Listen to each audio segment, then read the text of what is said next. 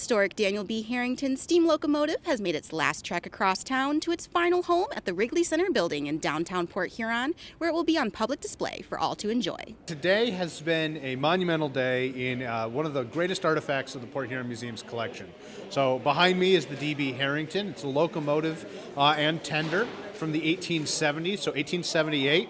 This is actually one of the first trains to make its way up into the thumb from like the Port Huron and Northwestern Railway. So many places like Brown City, this would have been the first train in that town. So not only important just to Port Huron, but the entire thumb. The DB Harrington has lived in many places, but has finally returned to rest in its hometown, bringing happiness and history along with it. It's got a great long history. It was up in Traverse City, it was at Cedar Point, it was at the Henry Ford. It finally came back to Port Huron, where it had sat for a couple of decades as we looked for the resources and opportunities and partners to be able to effect a restoration. The locomotive has not been on public display, from what we know, since probably the early 1980s when it was at Cedar Point.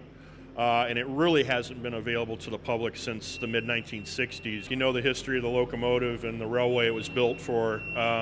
It's literally about a block away from where it would have run, so it very much is coming home. Despite the rain, spirits were bright as crews moved the train from St. Clair County Community College to and through the Wrigley Center and finally put into its place of honor. The train started this morning at SC4, where the restoration efforts have been underway. TJ Gaffney has been our project lead on that. He's done an exceptional job of restoring the engine. There's also the cab. There's other parts that are yet to go on because they literally wouldn't fit through the door. It couldn't take it all in one piece. So what you'll see coming up over the next couple of months, a jacketing for the locomotive, which is the sheet metal that goes around the boiler, will go on, and then followed by several of the other items that you would associate. Our cow catcher that's coming in our rebuilt cab were all done by Robert out of reclaimed ash, so there's kind of a cool environmental connection there. This restoration project has taken many years and many hands to make it all possible, but the finish line is now within sight.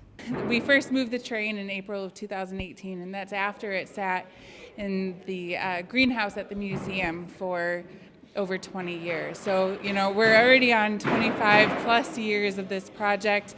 The museum is extremely grateful for our supporters and our partners in the Community Foundation, Larry Jones helping us find a home for it, TJ and his services, and SC4 for housing it for a few years while we got this project back on track. History is closer than you think. Come out and see this special piece of our local locomotive past and be a part of the future of the DB Harrington. For Thumbcoast TV, I'm Lily Campo.